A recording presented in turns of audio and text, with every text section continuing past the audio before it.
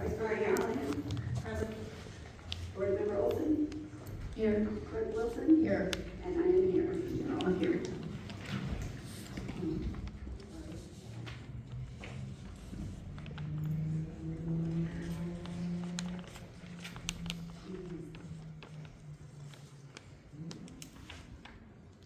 Okay, so across our schools, students and staff aren't just showing up. They're showing who they are, what they're capable of, and how they're shaping the future. Every single day, our students and our staff, often with support from the community, are creating those moments through passion, perseverance, and purpose. When we talk about empowering positive moments, this is what we mean. A student discovers they can be a leader, a team choosing compassion over competition, a club being a safe haven, a classroom becoming a launching pad for dreams, a teacher realizing that they made a difference. These moments don't necessarily make headlines, but they have the ability to change lives. That is what empowering positive moments is all about. Celebrating and uplifting students and staff of our USD, and to remind ourselves that even one moment of support, recognition, or encouragement can be life-changing for another person. Let's keep making time for these stories to be told. Let's keep empowering positive moments together. Tonight, during our Empowering Positive Moments, we're highlighting students in the Adult Transitions Program, specifically Studio 24. And I would like to invite our students, Dylan, Zaylin, and Chewy, to come up, and their teacher, Sarah Ostash, to come forward, and we are going to have the students lead us in the pledge tonight.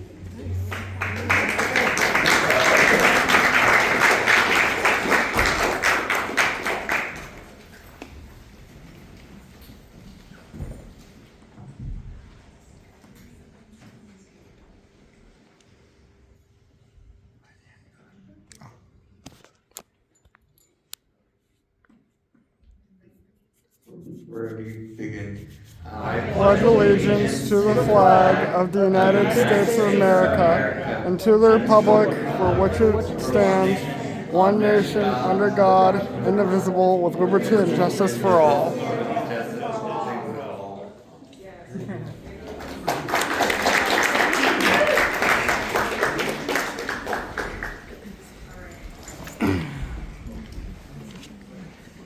Good evening, Superintendent Cabral, Board President Michelle Rendler, members of the school board, administrators, staff, students, and community members. Thank you for the opportunity to speak with you tonight. I'm excited to share the incredible work happening in our program and the impact A special ed program. First, I'd like to recognize the teacher who laid the foundation for Studio 24, Mrs. Judy White. Her dedication, hard work, and passion for individuals with special needs created a space where students could thrive. Her legacy continues to influence everything we do today. I also want to thank the administrative team at RHS, Mr. Cullen, Dr. Rehage, Dr. Davidson, and Ms. Moon for their ongoing encouragement and involvement. Your support truly makes a difference. At Studio 24, students explore careers in food service and develop both the hard and soft skills needed to be successful in these roles. They apply for positions, interview and train for jobs such as greeter, host, cashier, beverage attendant, waiter, food prep staff, and dishwasher. This year, through the support of the Transition Partnership Program, our students have begun working toward earning their food handlers cards, which is a significant step and helps prepare them for real employment opportunities, and we practice these skills each day. Throughout the week, students are involved in every aspect of running the restaurant. They plan menus, budget, create shopping lists, and go into the community to purchase supplies. They fold napkins, prepare takeout packaging, assist with food prep, and help transform Studio 24 into a fully functioning restaurant by Friday. Our space includes tablecloths, silverware, beautifully folded napkins, candles, battery operated, salt and pepper shakers, tea sweeteners, and floral arrangements. This year, those flowers come from Terrier Blue and Garden Code, created by students in our new ATP class at RHS, led by Ms. Moringa. We're also grateful for the support and partnership of Miss Dillo's classy flower shop at Citrus Valley last school year. When guests visit, they can also go order a coffee break at Terry Brown's Coffee Shop, which is run by Miss Natalie Quinn. We are truly intentional about collaborating across classes and programs. Our community support for Studio 24 has been truly inspiring. Former parents, retired teachers, neighbors, extended family members, and of course our own superintendents and board members have attended and championed Studio 24 with great enthusiasm. Local businesses like Martha Green's and Uncorked on State Street have also joined in, showing their support through participation and encouragement. The overwhelming generosity we continue to receive from our district, families, and the broader community is what fuels and sustains the important work we do. Tonight, I'm honored to be joined by 3 of our star students and Studio 24 staff members who would like to share their experiences with you. First up is Chewy Flores.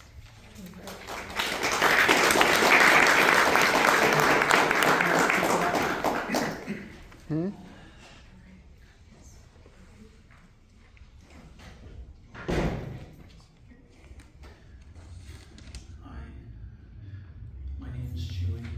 I am 21 and a student in adult transition. My favorite job is at 24. Is the grader because I like to be outside and welcome our guests, and I smile and say welcome to Studio 24. I love Studio 24 because it helps me be an adult, helpful. I want to have a job when I am done with the program. Thank you.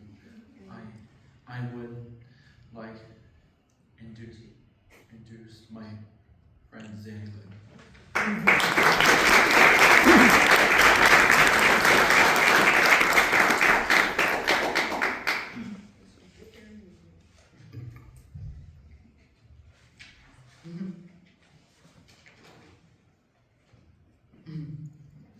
Hi, my name is Zillian Jones. I am an adult student in Miss Tone's class at RHS. I love Studio 24 and my favorite job is being a waiter because I enjoy serving people and learning life skills. When I am older, I hope to get a job at Ranch Market and live on my own. Thank you. Next up, my friend and classmate Dylan.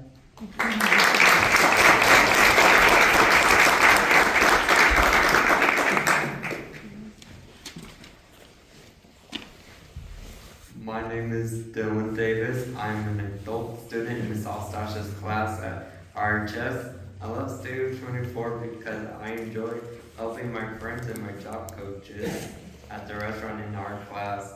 I love being helpful, friendly, and kind. My favorite job is being a host because I show the guests where they are going to sit and let them know the waiter will be with them shortly. I enjoy being a waiter to serve people. I take their orders and write them down. Delivery is also fun because we bring them the food they have ordered in carts and go to the north and south campuses. I recently passed my food handler's test and received my food handler's card.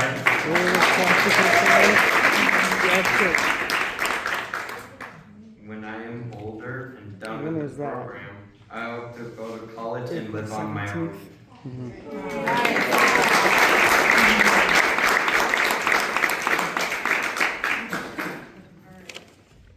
As you've heard, Studio 24 is more than a class. It's a place where our students build skills, confidence, and community. I'm deeply grateful for the chance to highlight our program and the real-world learning taking place every day. If you'd like to follow us along in our journey, you can follow us on Instagram at RedlandsATP. Thank you again for your time and continued support.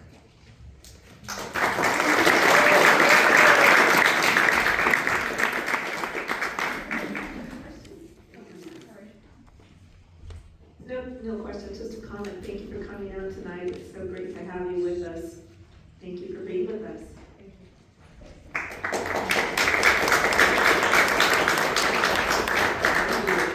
Say publicly for the first time, and we're going to celebrate a lot more than just this.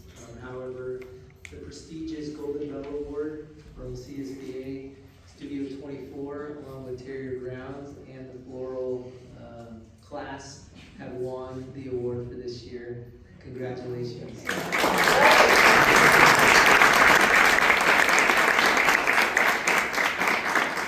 We all come through the barrier here, and we want to take a picture with you all because you're all famous.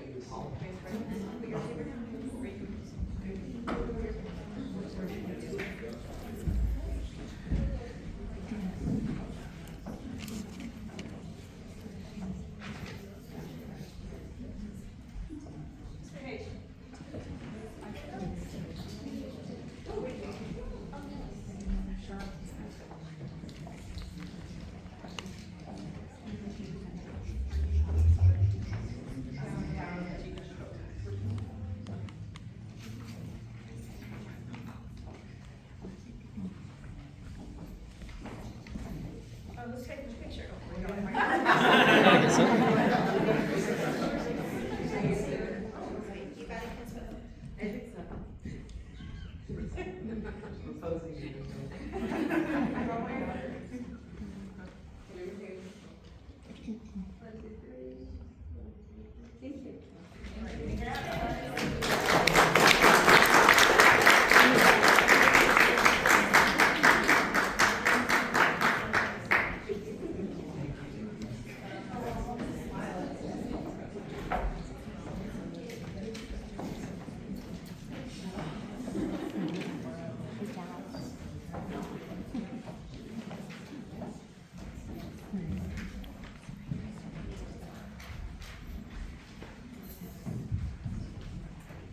Okay, moving on, is there a motion to approve tonight's agenda with flexibility?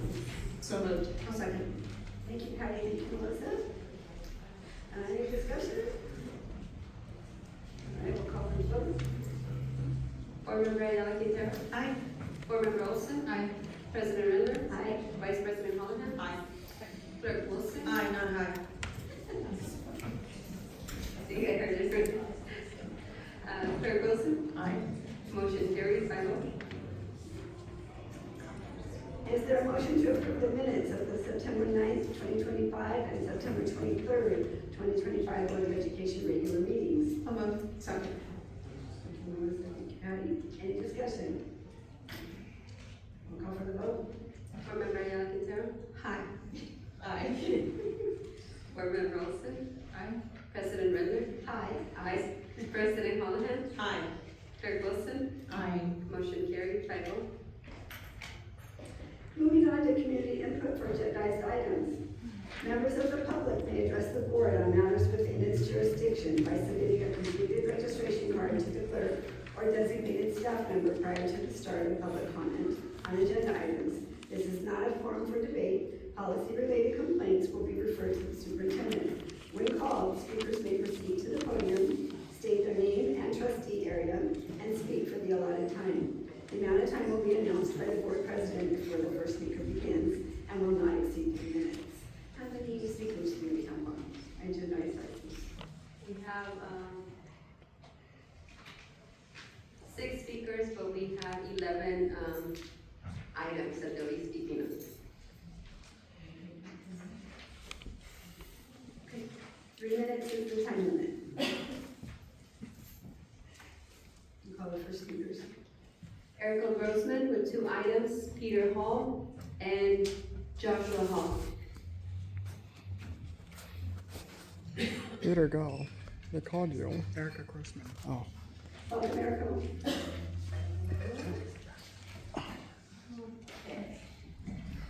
I'd like to speak on the services provided through the Inclusive Early Education Expansion Program. I believe that with professional guidance and training, more students with disabilities can be placed in inclusive programs from an early age. Our district has not yet met its goal for inclusive classroom placement. Too often, support for students with disabilities is framed as charity. I frequently hear the word compassion used. But access to appropriate education is not about kindness, it is a right. Students with disabilities are entitled to the same educational opportunities as their peers. The right to a free, appropriate public education is codified in the Individuals with Disabilities Education Act, IDEA, signed into law by President Gerald Ford, a Republican president. Recently, the Department of Education terminated nearly all employees in its Office of Special Education and Rehabilitative Services without clear justification. This decision will significantly impact students with disabilities and undermines their rights. Our district should not align itself with such government actions. I'd like to read a testimony from my friend Deborah. She could not make it here today. My son, now 48, has the life he has now due to a very early intervention through public programs in Tennessee and then as an elementary student in California. Inclusion must be more than a label. In some cases, students with disabilities are placed in general education classrooms without proper support. This affects not only those students, but also their teachers and peers. To make inclusion meaningful, we need more staff. Even the best techniques guided by professionals are ineffective without enough staff. This brings me to another agenda item regarding stipends for special education paraprofessional classified staff.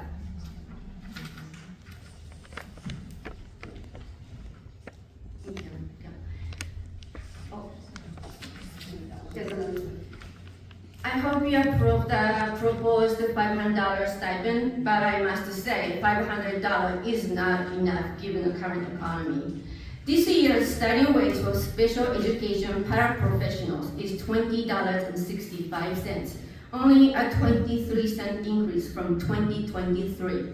Meanwhile, the cost of living has risen by 7.9% since then. Among parents, many are single mothers who can only work during school hours. Many are college students who are paying for schools as well as rent, and some hold 2 or 3 jobs just to make ends meet. Supporting parents isn't just about labor, it's about supporting American families. Without them, our schools cannot function. Special education parents' roles and responsibilities are incredibly diverse, yet they are paid the same. That's simply not fair. Some parents work in highly demanding conditions with little to no support. It's no surprise that those classrooms are often short-staffed. People understandably find it unreasonable to take on such intense workloads for the same wage as staff in far less demanding roles.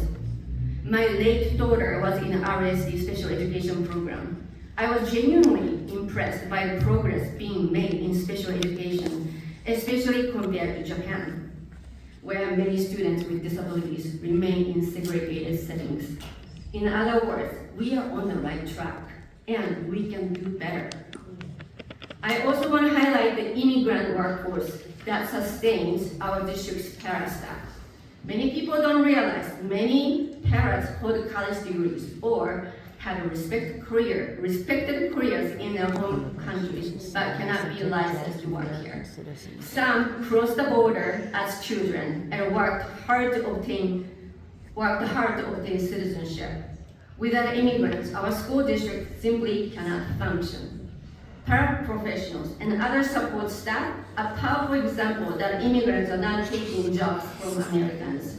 They're supporting American families, strengthening our schools, and contributing to the foundation of inclusive education. I hope you pay them in a way that reflects the weight of their work and responsibilities. And if you believe the school board has the power to remove the books they don't like, then that same power should be used to push for meaningful support for paraprofessionals. Thank you.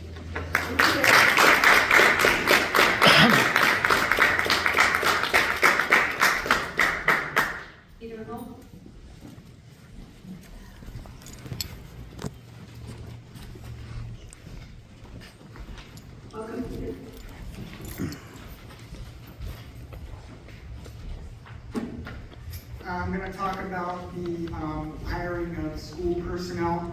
And lately, I'm seeing a lot of news reports about sexual abusers in this school and in others. And it makes me wonder why these people are able to get these jobs when the rest of us are having such a hard time finding work in this economy.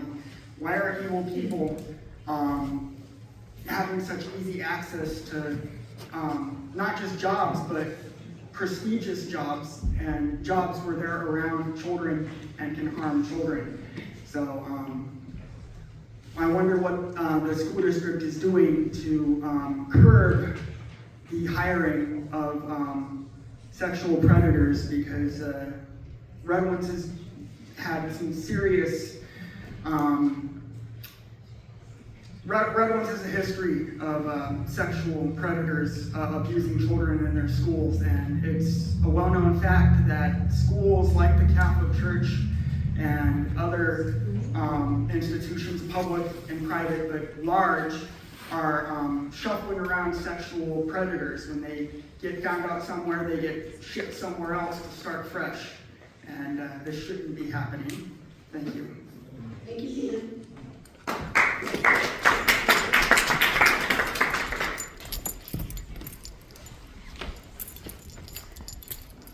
Welcome, Joshua.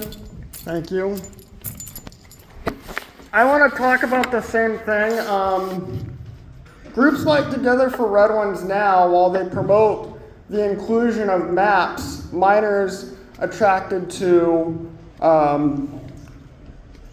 minor-attracted people, they say that their group isn't abusing children when they are, and I think a lot of school boards intentionally hire these people and then cover it up. Excuse me, what agenda item are you speaking to? The human resources one. So we listed as item 14. 14 and 15. Yeah, 14 and 15. I was talking about the same thing he was talking about.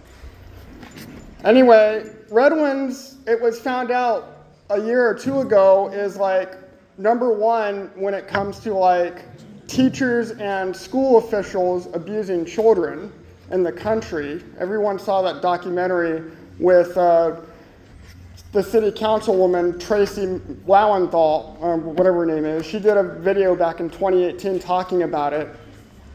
But so far, not much has been done to protect students against sexual abuse, and we need to do better vetting.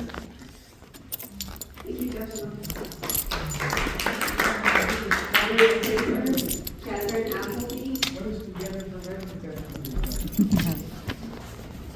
Why else would you guys do that porn thing?